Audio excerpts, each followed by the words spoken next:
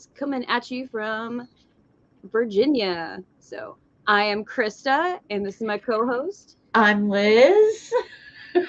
So happy you guys are here. We are going to be going over our comics from this past week, which was July 26th, Nine. 9. Nine. I got this. 29. I had a very long weekend. I was up in Hershey this past weekend, so just got back. So yeah, so we're gonna go over our comics and our top picks of the week. I'm gonna do a non-spoiler review also of Spider-Man since I got to see that this past week. And I With was supposed to see it, but I'm not seeing it till tomorrow. okay. We will do like a full review of it next week for you guys. But Absolutely, absolutely. But we got lots of pop culture stuff to talk about. So there's lots going on in the world of comics and pop culture. mm-hmm. All right. Should Liz, I you just first jump off. right on in to Let's my your top five? Yeah, yeah. absolutely. Bear with me, guys. I cleaned my house today and it just wiped me out. So I've been kind of groggy most of the day because I took a big long nap when I was supposed to be seeing Spider Man. So I'm moving a It's important. little slow tonight. All right, look at that. We don't even have to switch them out. All right, so my top five, starting with DC as always. First off is the Detective Comics Annual 2026. Anything that's got a Catwoman, Marion, Batman story in it, is going to make my top five. This was really I can't stand Lobo, and yet this was a great comic. Um, they kind of go into this like dreamscape world, and you get to see some old Batman and Catwoman. Look at that Yeah. from the Jim Valentine. It was lovely. I will say up front, I did get my fill of Catwoman this week, even though she didn't come out. There were quite a couple of little uh stories about her again. So number two, Hawk DC's Hawk Girl Summer.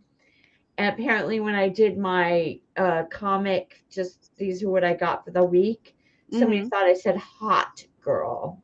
I mean, it's Is a play on. it is absolutely, absolutely. And within this very first story, we get another wonderful Catwoman little side story where she and Hawk Girl and the Egyptian goddesses that inhabit them, because Catwoman has been inhabited by Bast Mm-hmm. since like 20 comics ago in Torrun's story. She got 9 lives from Bast and she used up most of the 9 lives, and then Bast sent her on this dream journey, and she is now quote unquote an avatar of Bast, as well as still being Selena and Catwoman. Anyway, so this first story was the two Egyptian goddesses fighting over an ancient amulet, and Hawkgirl and Catwoman fighting over it as well, until they realize that it's better that the goddesses don't get it. So maybe they should, the two women, not the goddesses, should work together to foil the goddesses getting what they want. It's a really cute story. There were several other really cute stories in here. There was another one where um, a new somebody I didn't know about. What is her name? Was fight at uh Miracle Machine, I think is her name. I'm not sure. She was fighting um Black Manta. It Mm-hmm. says that she's a member of the Justice Society, this one. So, but anyway, cute story. Yeah, there were several. There was another one in here with all the Robins playing volleyball that was really great uh, on a yacht, and another one where Giganta gets in a fight. Yeah, it was thoroughly entertaining. Great little summer read. So that was my number two. My number three was Justice League's Night Vision special. Uh, this was excellent as well.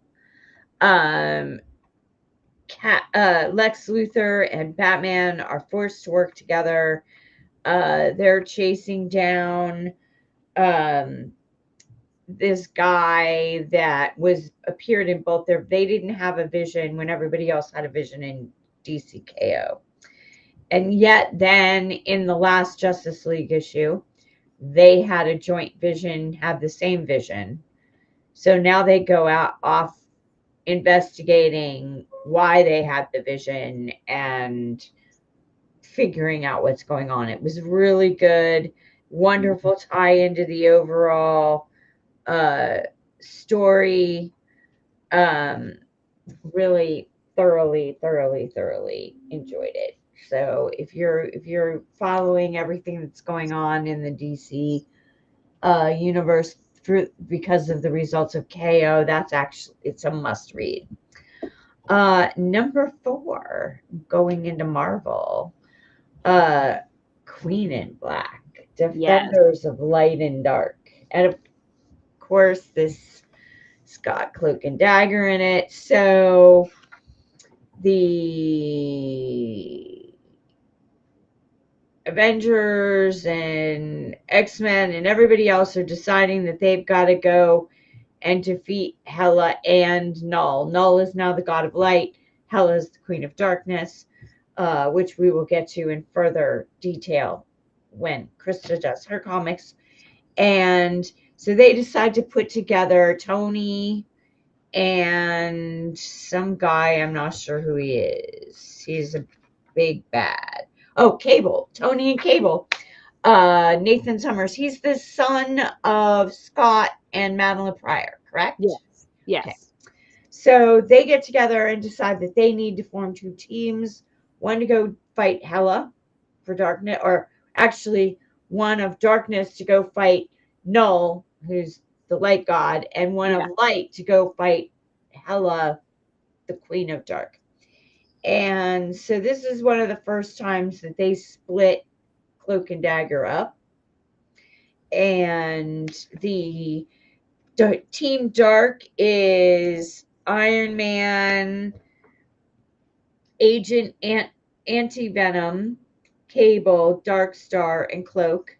And Team Light is Beta Ray Bill, Photon, Sunfire, and Dagger. And they have to go fight their respective gods. And this is going to be a 3-issue, maybe 4. I had read that they were all going to be 3, but then I read something else that this particular one, Defenders of Light and Dark, is going to be 4. That's what I heard too. So I'm thinking 4, which is fine. Tandy's questioning, Dagger's questioning what they're doing and why they're splitting up. And through this whole thing, she's kind of like the narrator throughout this whole issue. And it ends in a major cliffhanger that I'm not going to spoil. And if it is what I think it is, I'm going to be really unhappy. But this was out of all of the Queen in Black, as I read Queen in Black, Queen in Black, Hela, and this one. This was the only one I thought worth, for me, putting in the top 5. I really loved it. And of course, they got the Peach Momoko cover. It's so pretty. I know, it's so great.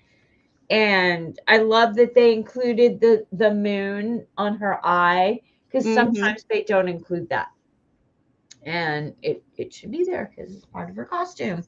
And last but never ever least, issue 25 of Feral guest starring the Stray Dogs. So this comic has been half cats, half dogs. Flip it over, read the other half, and it's the dogs. They're all in this lab.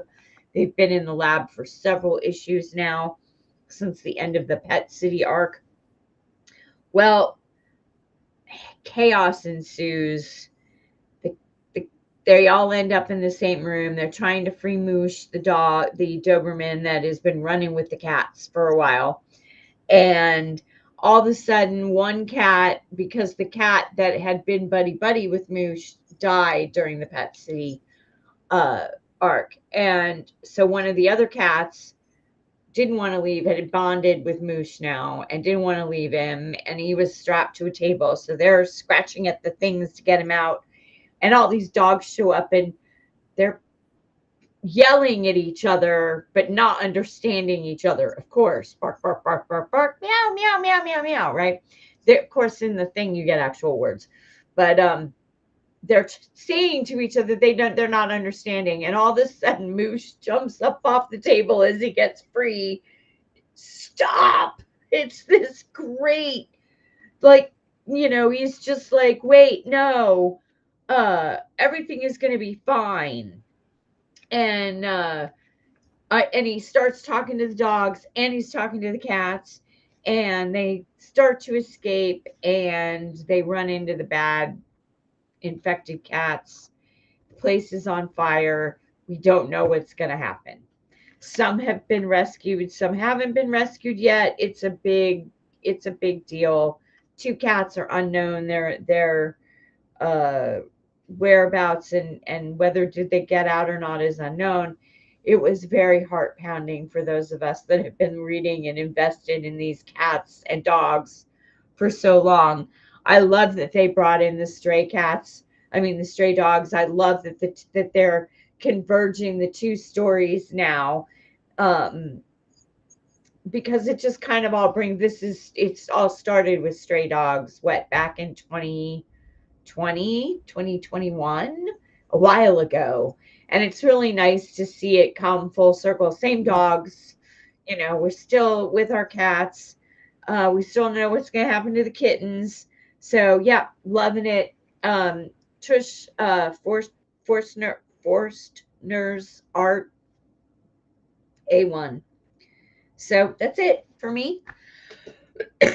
Excuse me, I'm a little hoarse. I'm going to turn you over to Krista so she can do hers while I work on getting my throat cleared. Take it away, Krista.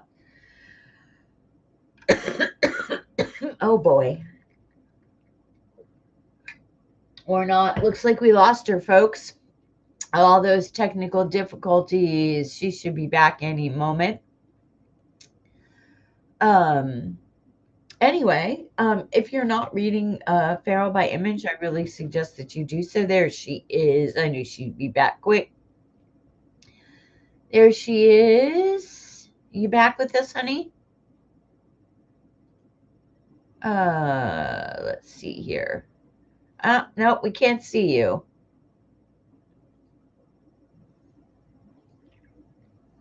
Can't hear you either. Let's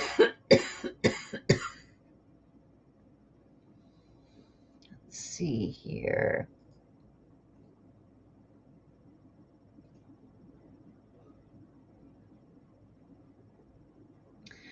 I can't hear you and I can't see you. We got black screen.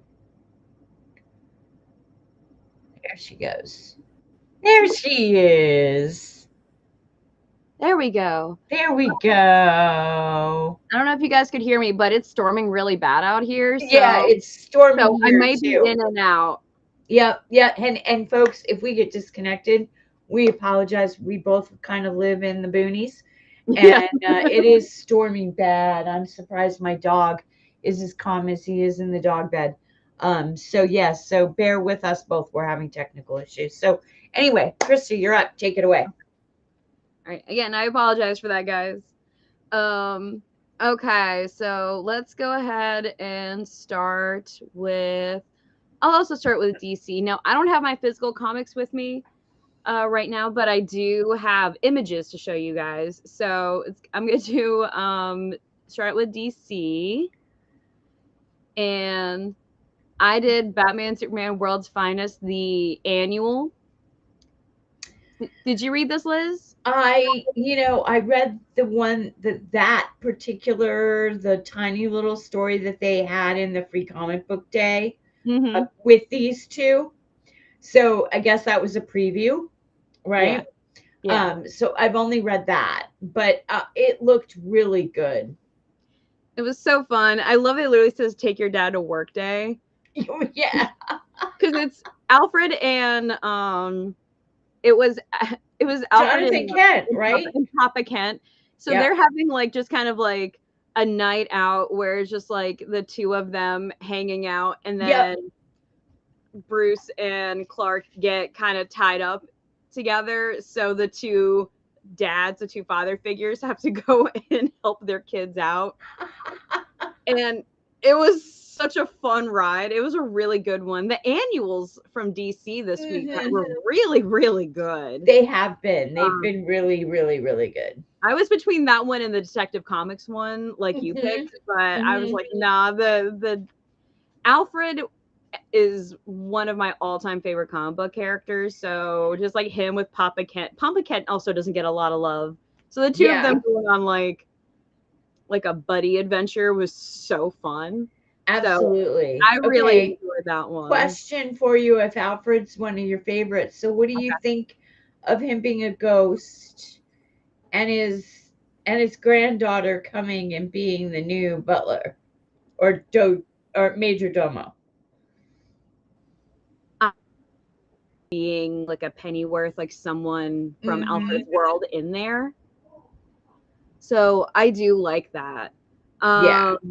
Him being a ghost isn't bad. I don't hate it. I mean, yeah, it's only in Bruce's head. I mean, it's not like the ghost is floating around and anybody else is seeing him.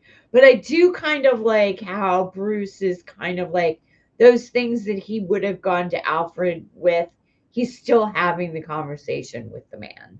Exactly. Even though he's not there. I really like that. He's still there to give his advice and to kind of be that kind of Jiminy Cricket on his shoulder, like kind of. Yes, I think though that they knew each other so well. That's why Bruce's subconscious can fill in exactly what Alfred would say. And I think that's where Matt Faction has done a really good job of bringing Alfred back into the picture, even though he's I completely agree.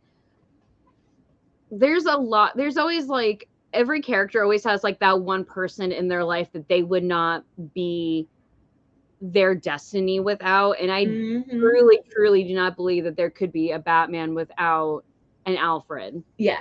So you need that character, but specifically Alfred is so important. So I think absolutely. So I think having her will still be fun. We're gonna see this week. So I'm really that issue comes out this week, so I'm really excited to see how that goes. But yeah, same. Yeah, I am. Possibly one of my, if not my most anticipated comic this upcoming week. So I really want to see how she does. Because like I said, I absolutely love Alfred. Yeah. I judge Batman movies on the Alfred. And honestly, I haven't really found an Alfred I don't like. There are Alfreds that I like more. But I think Alfred is definitely a character that is so important that I feel like they always manage to get him pretty right. So, okay. So, question, I know we should not be doing this in the middle of your top 5, so I apologize, and this will be my last question before you can get back to them. All the live action. Yeah. And it's a pretty big list. Yeah. Who's the best or your favorite Alfred? I mean, like, I unfortunately cannot recall his name because you know, when you're put on the spot, and I'm terrible with names in general. If you know me, I'm terrible with names. Same. But the OG guy from the Batman movies from the 90s, he played Alfred in like 2 or 3 different movies. Yes, the English guy. Yeah, I cannot for life remember his name, and of course, you know, like I'm gonna look it up later, and I'll put it in the comments, guys. I'll look it up while you go Yeah. back to your comics now, Okay. and I'll look it up right now. Do you have a favorite Alfred while we're talking about it? I actually, it's a tie for me between Michael Caine Michael Caine was amazing. and Jeremy Irons. See, Jeremy Irons I actually really liked because he really got the sass of Alfred down, because Alfred is very sassy. So I really like, but I also am a huge Jeremy Irons fan. So I was trying not to let that like kind of sway my vote too. Michael Caine. Yeah. And I am as well. I like Jeremy Irons. I really don't think he could do wrong. He's, Agreed. but I really liked his take. I thought it was kind of funny, like he's, this proper English guy, and Wonder Woman, this Greek woman from an island that has had no contact with the real world, is trying to school him on how to do tea. Yes. And he gives her this look that is just all Alfred. Right? And for me, that's what sealed it, right? And yeah, I thought Michael Caine did a really good job, but I'm kind of like you. Really, there's not been a bad portrayal. Michael Gough. Yes. It's spelled Gough, but pronounced Gough like Gof. He was Francis Michael, but he went by Michael. Right, he went by Michael. He was in all 4 of the 90s Batman movies. And then, the original Batman in the 60s, he was a, older man. He very much looked like Michael Gough in the way he was portrayed in the 80s and 90s movies. But the guy that played him in the 60s was good. Michael Gough was good. Michael Caine, of course, was excellent. I even think Andy Serkis is okay. He's not bad. He's not a bad Alfred for a younger Alfred. He really injects that former MI6 that Alfred is supposed to be. Right? I remember when the Batman movie came out, I was so nervous. My bar was so low for that movie. Which I'm sure a lot of us have said, where I was like, I don't know about Robert Pattinson. Paul Dano is an amazing actor, but I don't know about him being Riddler. And like, I was just so unsure about the movie in general. My bar was so low. I'm like, I'm always going to see a Batman movie. So I went and saw it. And I could not. And one of my biggest things, I went with my brother, and him and I even said that we were nervous about Andy Serkis being Alfred, because Alfred, again, as we've been talking about, is very important to me. And I was like, I just don't want him to mess him up. I don't think Andy Serkis would do badly at the character. I just worried that his take was going to be a little more aggressive. Right. And it wasn't. He made me cry in the hospital. When you thought that he died, I got so emotional, because I was like, they wouldn't kill Alfred, but I'm like, but maybe they would. I was gonna say, I liked everything about that movie except Robert Pattinson as Batman. You don't like him. But yet I will concede that as a young 20-something, just starting out year 1 Batman, he was adequate, right? I mean, he wasn't awful, but he just, I just don't think the man can act. I just don't. And that's my opinion. And not a lot of people don't agree with me, but he was the only thing I really didn't like in the movie, because Colin Farrell was amazing as the Penguin. Zoe Kravitz was good as Catwoman. John Turturro as Falcone was Yes, amazing. absolutely. Everybody just Everybody. everyone just went full ass with that movie. It was Absolutely. I'm looking phenomenal forward to movie. seeing Batman 2. Yeah. So anyway, go back to your top 5. Okay. You've done 2. All Here's right. the last 3, and then we can go on and talk about Well, that was Batman. just one. That was just my first one. We started with DC. Oh, that's right. I'll go through these pretty quick, though. I'll go through these pretty quick. Okay. So next, I'm gonna continue our conversation from earlier. Mm. I did The Queen in Black. Love that cover so much. It was the A cover, but still, it was gorgeous. It was still very, very good. Yeah. Yeah, I really liked her kind of taking over from Null, from being the King in Black, and now she's the Queen in Black. Yes. I mean, she's amazingly badass. Yeah. I love the stuff with her wife. The stone. That was all really cool. Yeah. So I really enjoyed that one. Defenders I thought was really good. Ironically, just the Hela comic just didn't do it for me, because there were 3 different Queen in Black comics that came out this week. Yeah. That one I thought was the weakest, but Queen in Black I thought was very good. And I thought Defenders was amazing. Again, I also enjoy Cloak and Dagger. I knew you would get excited for it. Yeah. When I heard they were going to be in it, I was like, oh, yes, I'm definitely. I was like, because last time I did a big Marvel crossover event, it was too expensive and too long. This one's not as bad, and I'm good with that. We're getting 2 more this week. We're getting Queen in Black #2. Because they're pushing them out fast. And then isn't Thor the next one? Queen in Black Thor, because Thor is a one-shot coming out. Yeah, and then there's Venom Unchained. There's 3 of those. 1, 2, and 3. Venom Unchained comes out this week too. Okay. So I'm excited. So, anyway, so Queen in Black. Let's go. You go on, and we'll talk about all of these things once you're finished, and we go back to our. Okay, number 3. Excuse me for just a minute. I'm gonna get my water.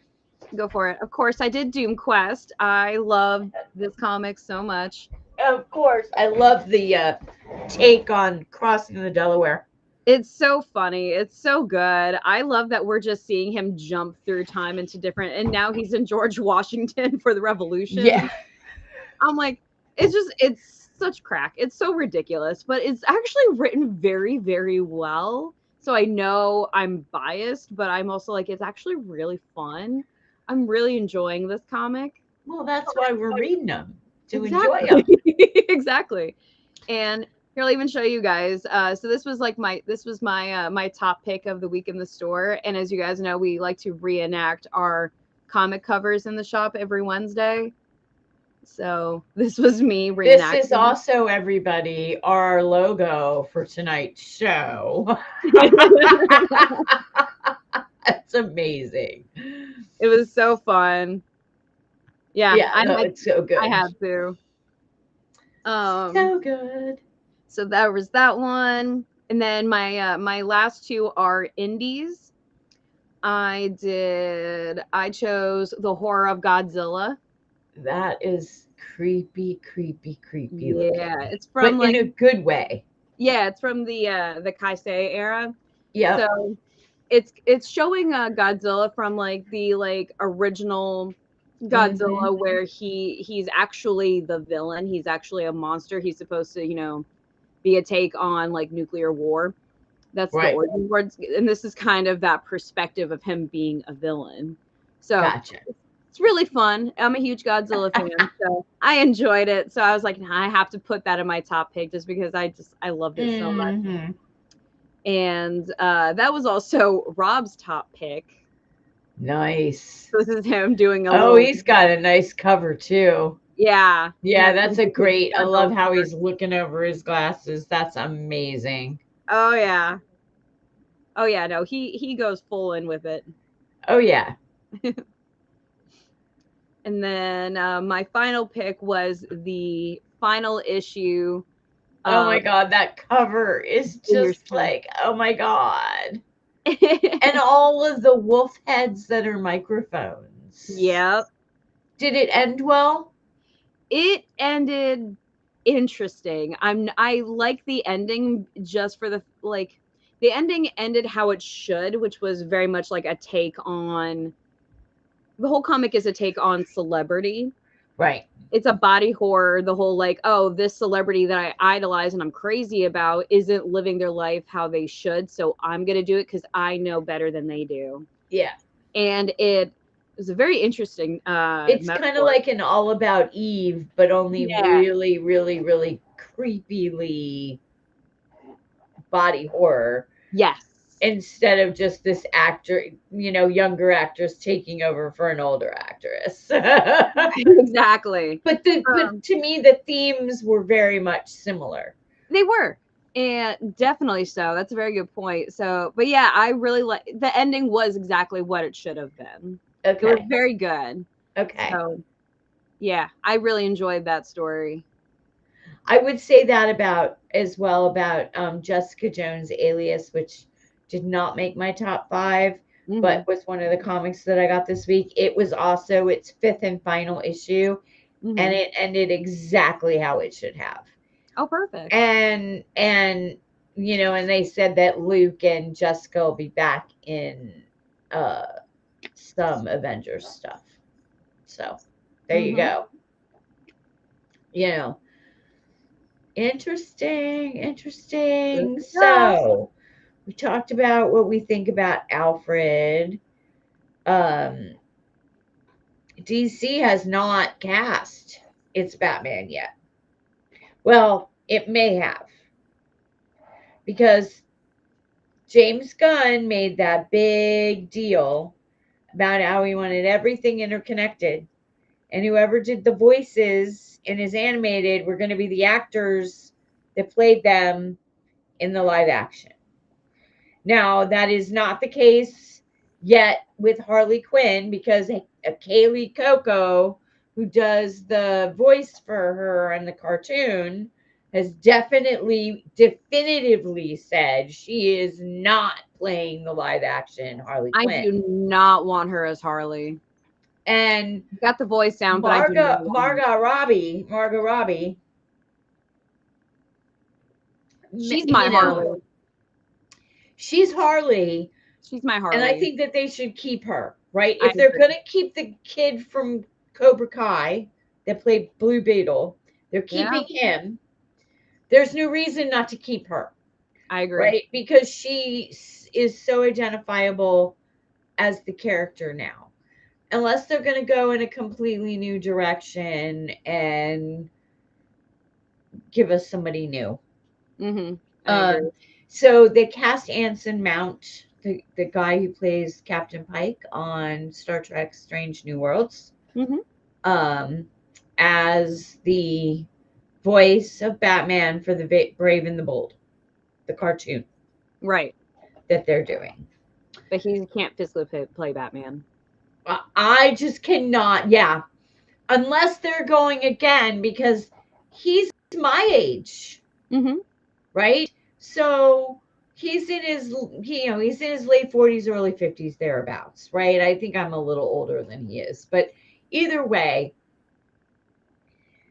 he can only play that older Batman, right? And Ben Affleck did a really good job as that older Batman. Right? I agree. Are they gonna go with like a Batman Beyond and give us Terry McGinnis as a young Batman and give us Anson as the old and aging Batman? That'd be kind of cool, actually. I would not be objected. I would not object to that. Right? I think it would be, because I hate to say it, but it's been done so many times. Batman. Yeah. Yet we need a Batman for the Justice League. And we've now cast a 20s, 30 or young 30 something. I mean, how old is David Cornsmith? Whatever. I mean, he can't be Cornsmith. He cannot be over 32. He doesn't look that any older than that.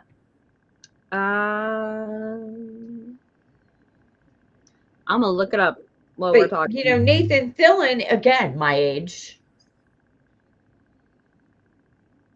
You know, he's in his mid to late 50s.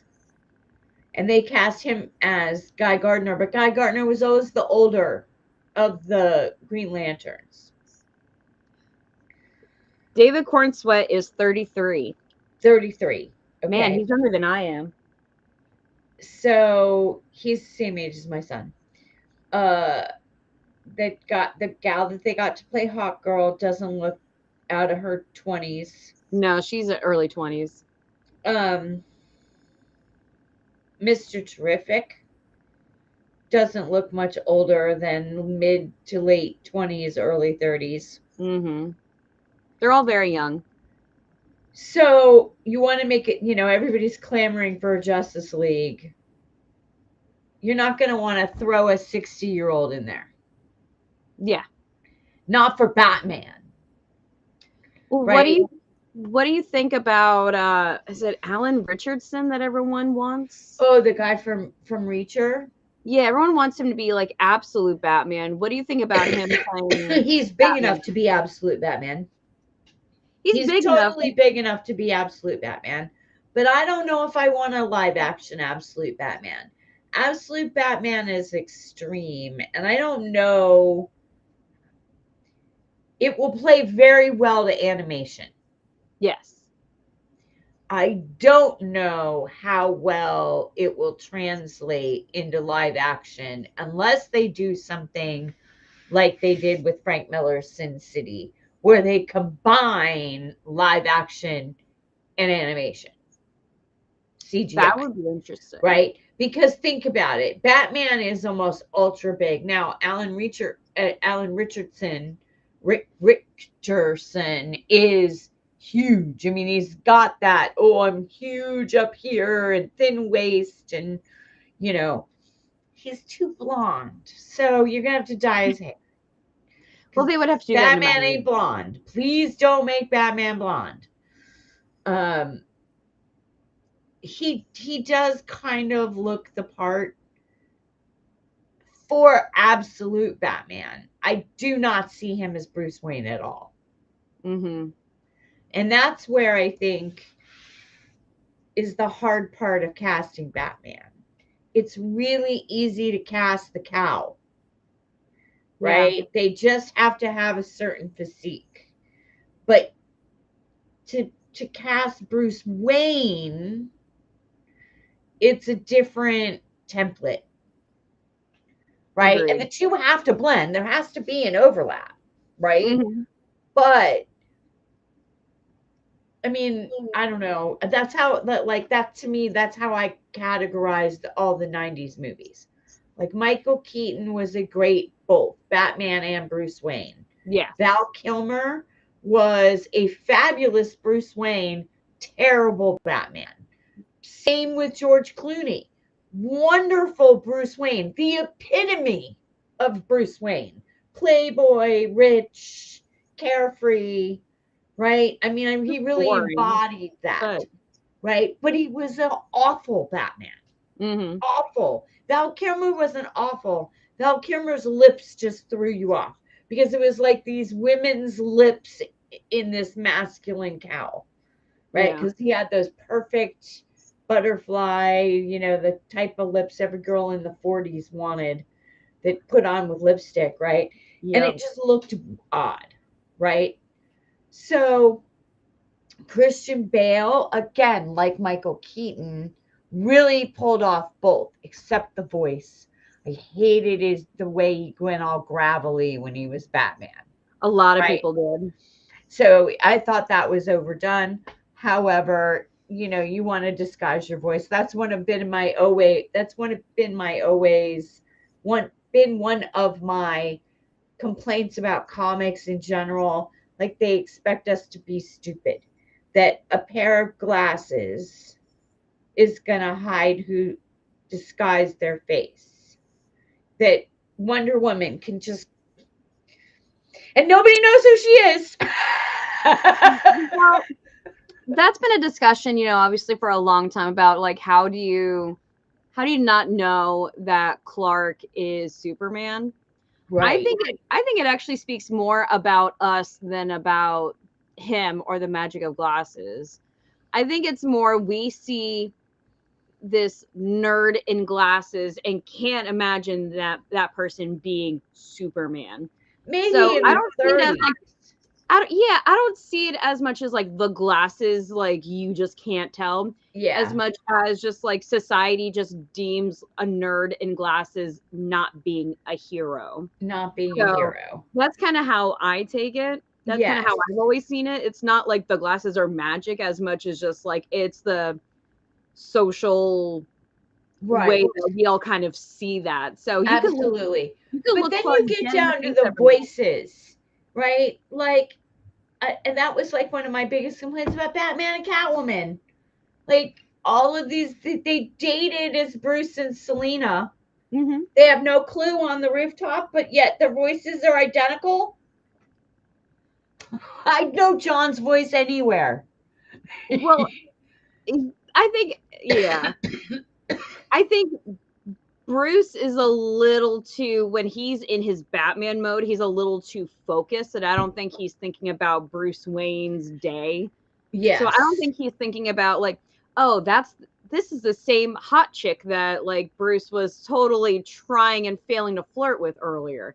I don't think he's you know, or the woman that he's engaged to. Like I don't think he's like really thinking that. I think he's more like business. Business.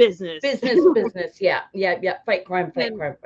So valid, totally valid. Not saying that it's not like a huge no, but and I also do think that that's part of the beauty of comics. Yeah.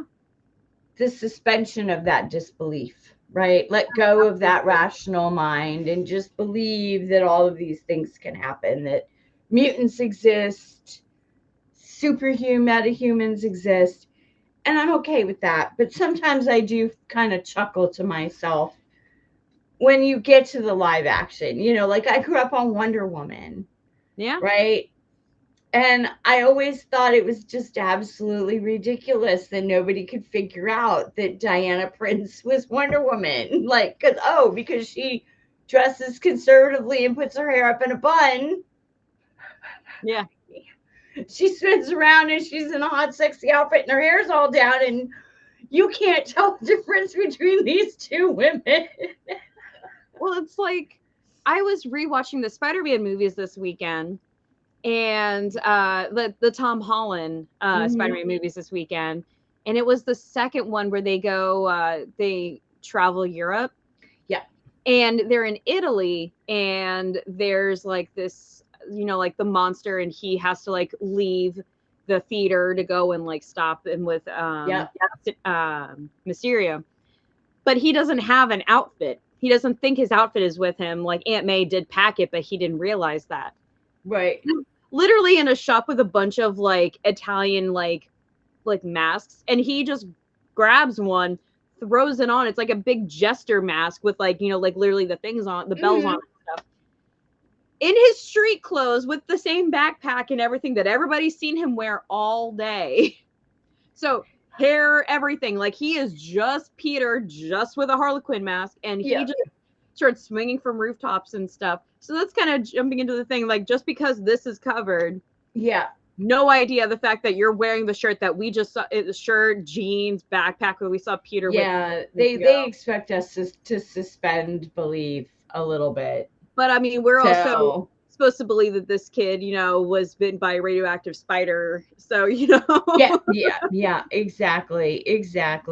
So there's a lot and that of is part of the fun of comics, is that suspension of disbelief and the magic and all that. And this week was a good week. The Queen in Black, I think it's going to be a decent run.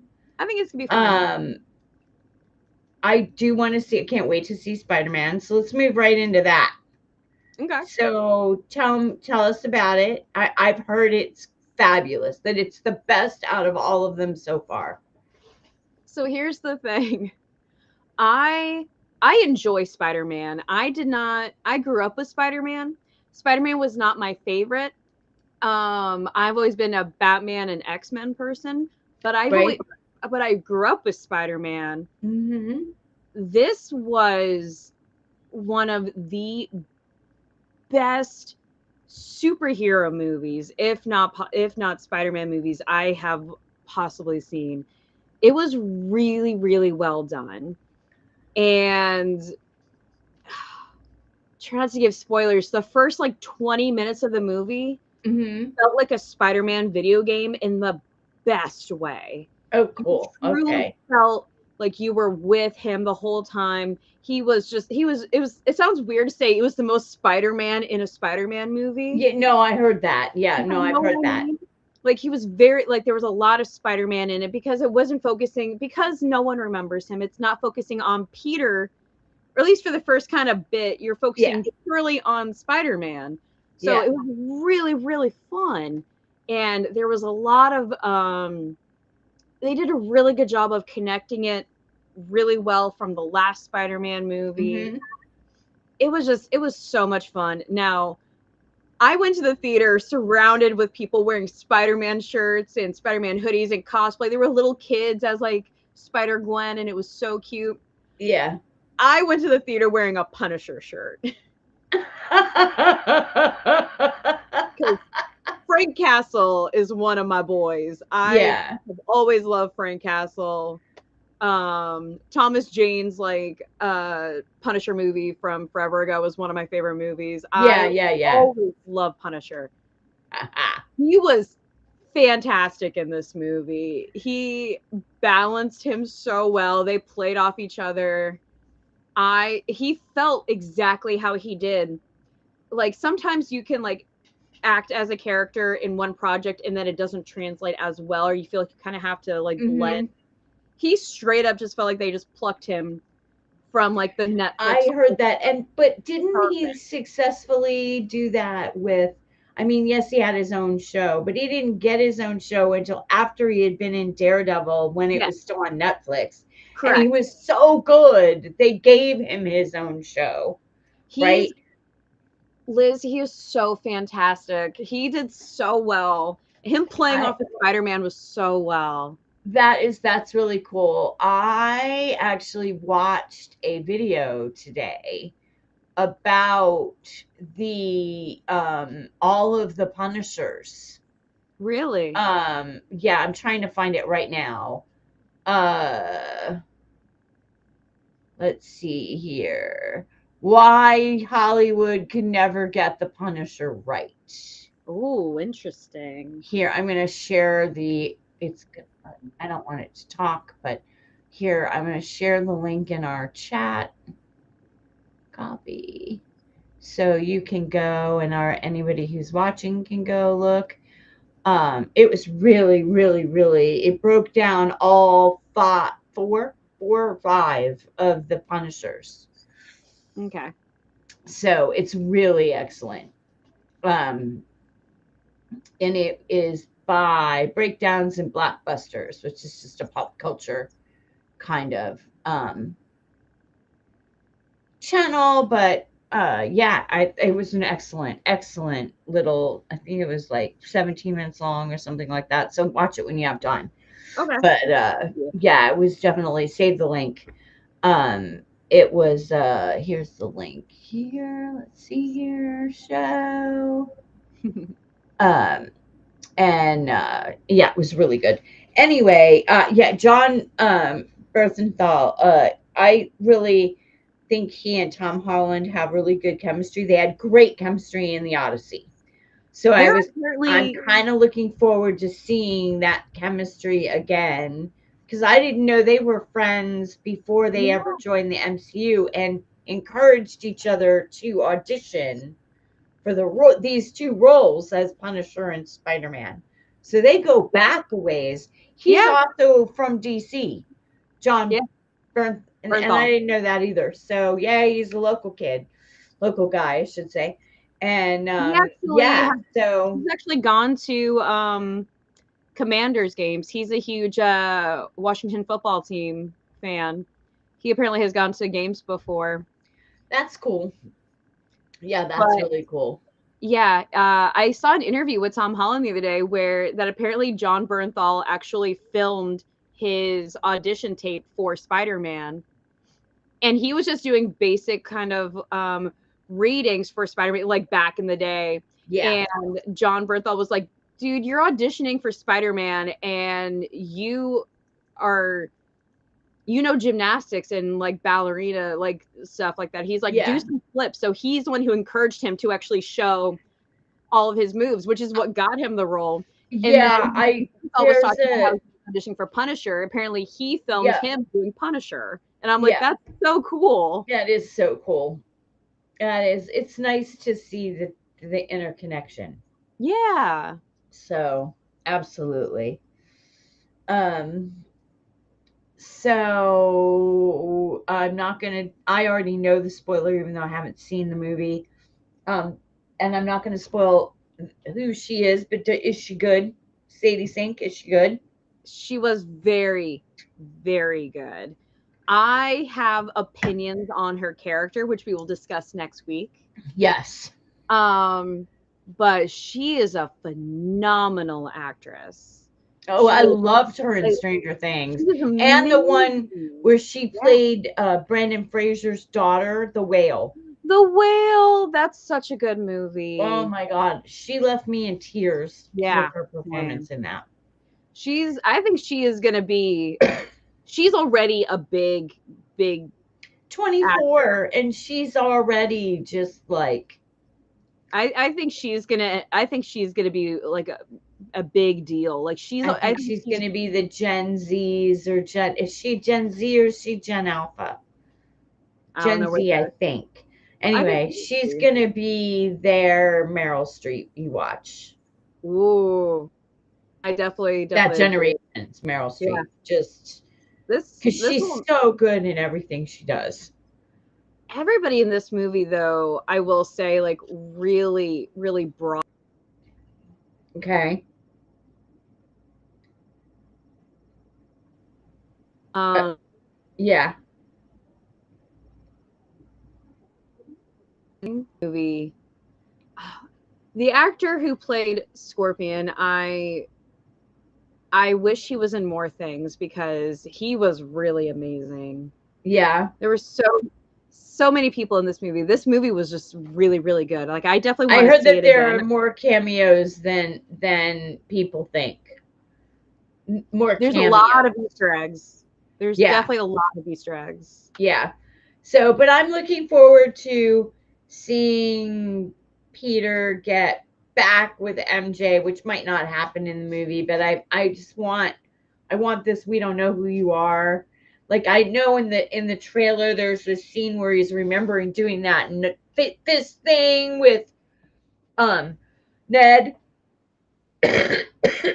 And you think God, to lose all that, like somebody you've known all your life, it's just sad. Anyway, I hope that they resolve that. But don't tell me, I will wait until I see it. I am looking forward to seeing it. Probably going to see it twice because I'm going to go see it tomorrow by myself just to see it. And then John and I are going to go over the weekend. I don't want to wait. Like, I really want to see it. I really wanted to see it this weekend. I grew up, my parents used to be really big on going opening night to movies. And I kind of got into that as an adult. But it's harder the older I get to, I think seriously the last one that I actually made it to an opening night was the Doctor Strange in the Multiverse of Madness was the last one I saw on opening night. Because these theaters are more crowded than Wenatchee too. I went from living in a tiny little rural town who happened to have a really big multiplex. Considering on both sides of the river, it's not even 60,000 people. Yeah. And then, because Wenatchee's 32 and East Wenatchee's 28,000. So small town, almost, you almost never sell out a movie theater, right? Yeah. Versus here, where, you're competing with millions of people. Yeah. I used to laugh. I lived in an apartment complex in Annandale, and I used to tell people in Wenatchee, there were 35 buildings Mm-hmm. in that apartment complex in Annandale. There were more people in that quarter-mile radius in those buildings than there were in the entire Wenatchee Valley. Oh, wow. Okay. It's like, one little apartment complex versus an entire town. But speaking of, I just want to give a shout out to all my friends out in Washington, those in the Spokane area that are dealing with the wildfires. Please be safe. Evacuate if you're told to evacuate. I hope that you don't lose any property. I also know that there's fires burning around Wenatchee. So my heart goes out to all my friends and former neighbors. Please be safe.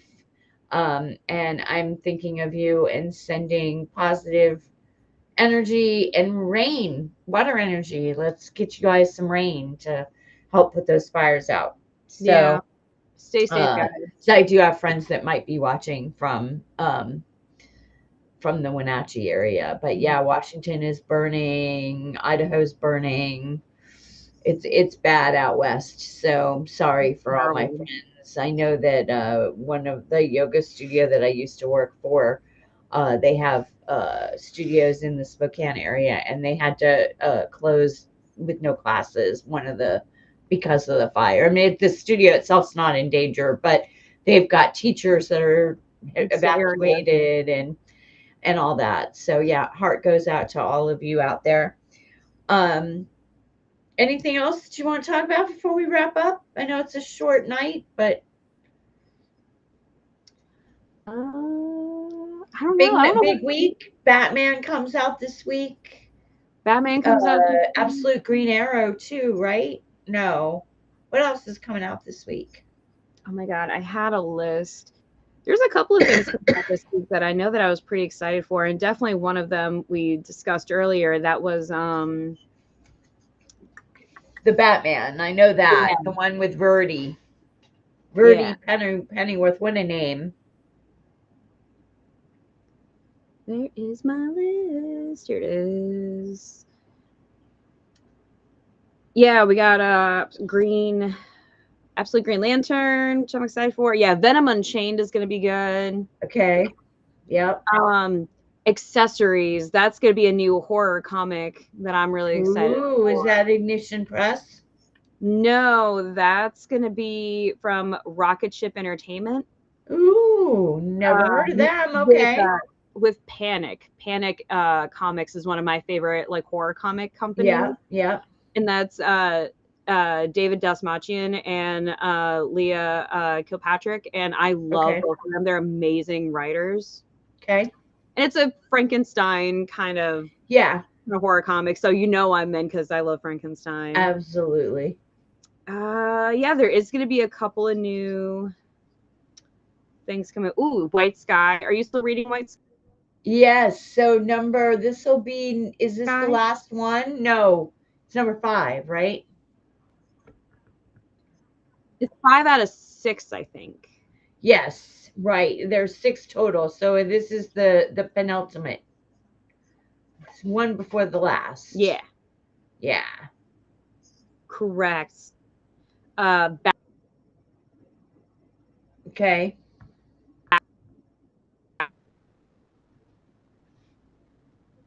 Poison Ivy, she usually comes out when Bad Seeds is starting soon, I think. Yeah, I'm excited for Bad Seed. So am I. Are you going to read the 2? Are you going to read the Gotham Central and the Gotham Emergence, the 2 little side things about the hospitals? Yeah. For you? Yeah. I don't think so.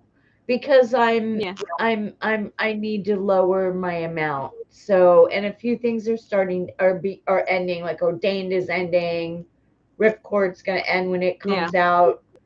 And I need to keep my numbers low because it's starting to get to be a little beyond my budget.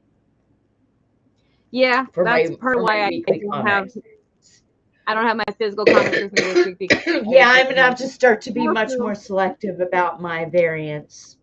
You know, Yeah. like it's got to be really good, or it's got to be like, you know, somebody that I you know, really collecting everything that they go, like Lotte or Chew, or I just can't, you know, just because I need to work more in my budget.